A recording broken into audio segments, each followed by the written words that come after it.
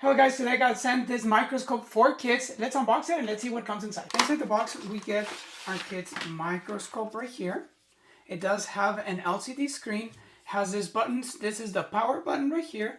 This will help us select from magnification times. Okay, it magnifies up to 4 times, and this right here will go into the pictures that we have taken.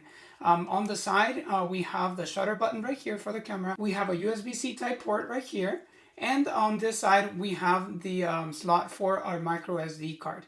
Now on the back, as you can see, there's enough lights, and then there's the camera right here. The digital microscope will also be included with a USB-C cable to a regular USB-A. You will also be included a manual, so that way you can get the most out of your kid's microscope. This digital microscope will show all images in HD. That means that it's 1980 by 1080. It actually magnifies up to 500 times, and also you can magnify this 4 times more. So you will get all the images in high definition. Look at all the detail of this desk mat.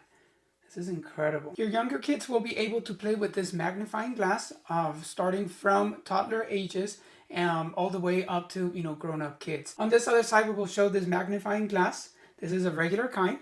So that way if you want to read like letters or something like that, you can also use this other side for that purpose. Definitely this digital microscope will show images on a very nice quality. You will see every single detail, and your kids will be able to discover a lot of interesting things. You can easily connect the microscope to the computer using the provided USB cable. You'll be provided with 3 modes: device observation mode, memory card reading mode, and computer observation mode. The device viewing mode, that's charging only. You're going to also be able to access all your files from the micro SD on the computer, and this can be done in either Mac or Windows. Or if you want to do the computer viewing mode, then you definitely need a Windows computer, and you need to download and install the proper software. I hope that the information about this kid's microscope was helpful. I definitely want to thank you for watching, and see you on the next video.